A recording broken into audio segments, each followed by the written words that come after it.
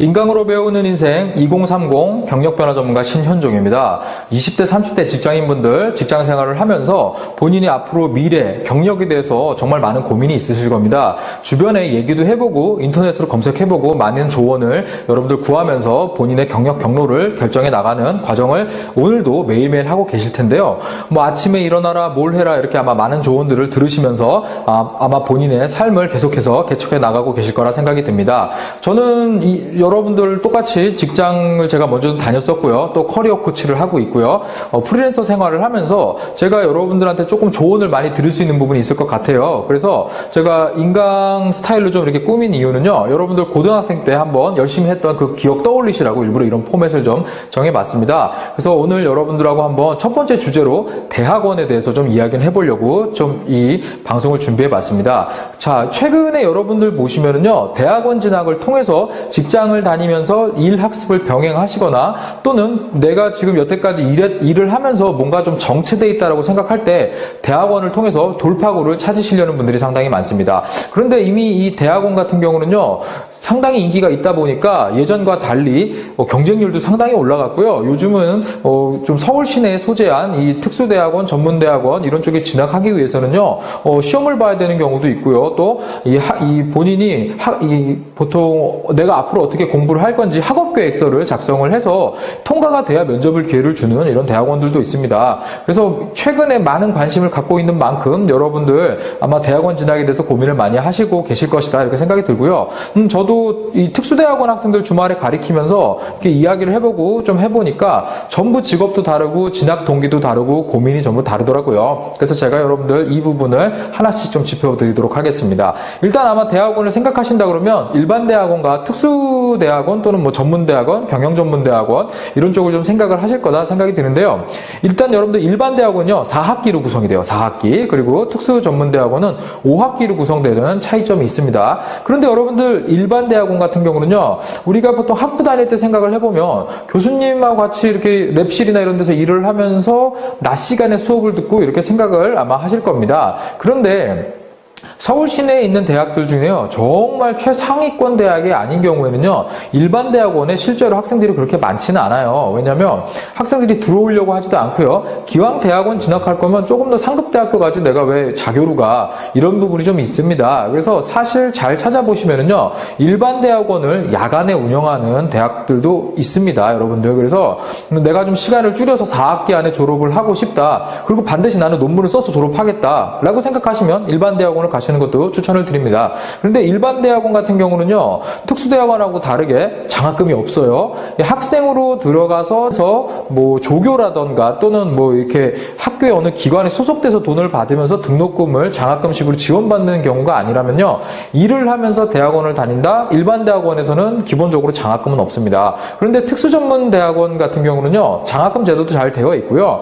뭐 공부를 잘하는 것보다는 입학한 순서대로 좀 잘라서 주는 경우도 있어요, 여러분들. 그래서 장학금 혜택이 있기 때문에 한 학기 더 많이 다니는 것 같지만 장학금 혜택과 이렇게 비교해 보면은요, 사실 두 학교가 그렇게 두 대학원이 그렇게 차이가 있는 것은 아닙니다. 그런데 여러분들 이 대학원 같은 경우는 일반 대학원을 나와야 나중에 여러분들 뭐 박사 학위를 가실 분들이 있을지 모르겠는데 조금 더 유리합니다. 왜냐하면 선수 과목 같은 게 면제되는 좀 특혜가 있거든요. 이런 부분 생각해 주시면 좋겠습니다. 그런데 이미 여러분들 제 얘기를 들으시면서 아마 좀 파악을 하셨을 텐데 대학원은 이미 평생교육의 개념으로 바뀌어가지고 학위를 취득하는 게 그렇게 중요한 건 아니고요. 최근에 대학원들도 평생교육이라고 생각해서 학위 논문을 청구받지 않고요. 그냥 수업을 더 듣거나 시험을 통과하는 것만으로 또는 어떤 분들 같은 경우는 성찰 일지를 한 2년 정도 쓰셔가지고요. 그걸로 석사 학위를 받는 분들도 계십니다. 그래서 여러분들이 내가 석사 논문 요즘 뭐 안 써도 주는데 이렇게 광고를 좀 보시면 있거든요. 그래서 여러분들이 조금 고민을 좀 해보시면 좋을 것 같아요. 석사 논문은요, 뭐 내가 내 학업의 결과물로서 한번 써보고 싶다 이런 분들 상당히 많습니다.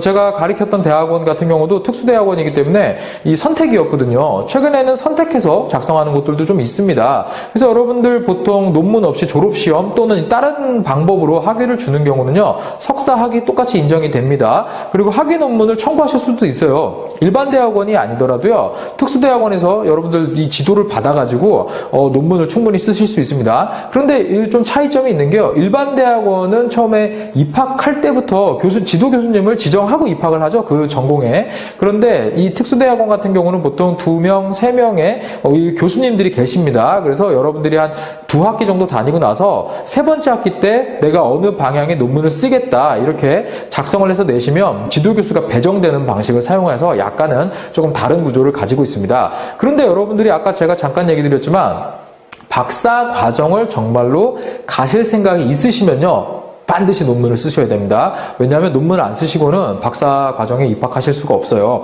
하지만 평생교육 개념으로 내가 석사 학위를 좀 취득하면서 돌파구를 마련해 보겠다, 나의 만족감을 좀 올리겠다, 좀 자신감 좀 얻고 싶다, 이런 분들이라면 특별하게 이렇게 논문을 쓰시지 않으셔도 크게 문제는 되지 않습니다. 그래서 여러분들 내가 한 학기 더 공부를 하고 이 논문을 받느냐, 아니면은 내가 논문을 진짜 써서 나의 결과물을 한번 만들어내느냐, 이 정도 차이라고 보시면 좋을 것 같아요. 그래서 정말 박사 학위까지 공부하실 생각이 있다? 그러면 논문을 반드시 쓰셔야 된다, 이렇게만 생각하시면 되겠습니다. 또 논문도요, 또 초록 작성하고 뭐 통계나 이런 거 내고 이렇게 하면 또 상당한 노력이 든다라는 점도 기억하시면 좋겠습니다.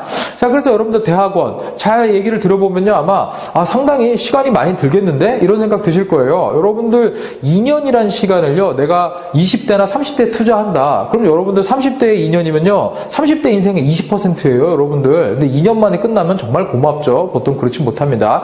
그리고 여러분들 대학원 등록금이요, 상당히 비쌉니다. 나중에 뭐 인터넷에 보시면 아시겠지만 엄청 비싸요. 정말 비싸요. 그래서 여러분들 이 돈도 많이 써요. 아마 1년에 여러분들이 부대 비용, 뭐 간접 비용까지 다 계산해 보신다고 하면은요, 1년에 한 1,500만 원 정도 이상은 여러분들이 지출을 하실 걸 좀 각오를 하셔야 됩니다. 그래서 여러분들 돈도 좀 많이 들죠. 그리고 시간도 좀 많이 뺏기죠. 그리고 여러분들 일주일에 뭐 이 수업을 2개를 듣는다 그러면 과제량이 여러분들 뭐 대학원 되게 이렇게 힘들지 않을 것 같은데 엄청 많이 줍니다. 그래서 여러분들 논문도 읽어야 될 게 상당히 많고요. 뭐 발표하는 것도 상당히 많고요. 아마 직장을 다니면서 남는 시간에는 거의 다 이 과제를 하는데 투자를 하셔야 돼요. 그래서 방학하면 진짜 좋거든요. 그래서 이런 부분 여러분들이 생각하시면 좋겠고요.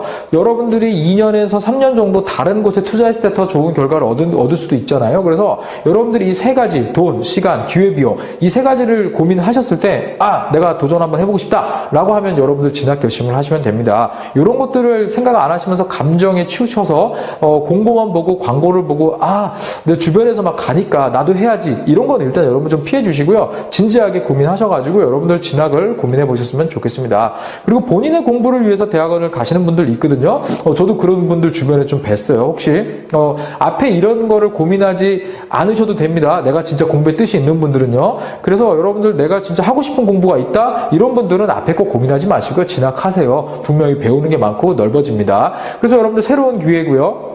또 새로운 사람들을 만나게 되고요. 석사 공부를 하려고 마음을 먹은 분들 정도가 모이잖아요. 그래서 동기라던가 선배라던가 또 후배들이 들어오는 분들이 생각보다 사회에서 괜찮은 분들이 많이 들어옵니다. 그래서 여러분들이 기존에 가지고 있는 네트워크가 상당히 확장되는 좋은 여러분들 기회가 될 수도 있습니다. 그래서 여러분들 물론 공부도 중요하지만 이렇게 네트워크 확장이 용이한 대학원으로 진학하는 것도 상당히 좋아요, 여러분들. 그래서 잘 생각해 보시고 학교를 반드시 뭐 상위권 대학을 고집하시기보다는 이런 네트워크가 잘 형성되어 있고 내가 도움을 받을 수 있는지도 고민해 보셨으면 좋겠습니다. 자, 여러분들 결국엔 사실 우리가 대학교 다닐 때도요, 스펙을 쌓아보면서 느끼신 게 있을 거예요. 이거 다 자기만족이네, 이렇게 생각을 하셨을 텐데요. 대학원도 사실은 맞아요. 여러분들의 약간의 자기만족입니다. 그래서 여러분들 하지만 이 만족감은 여러분들이 공부를 하고 났을 때 상당히 큽니다. 좋습니다. 왜냐하면 오랜 시간 큰 돈을 투자한 만큼 그만큼 리턴 되는 것도 많기 때문이죠.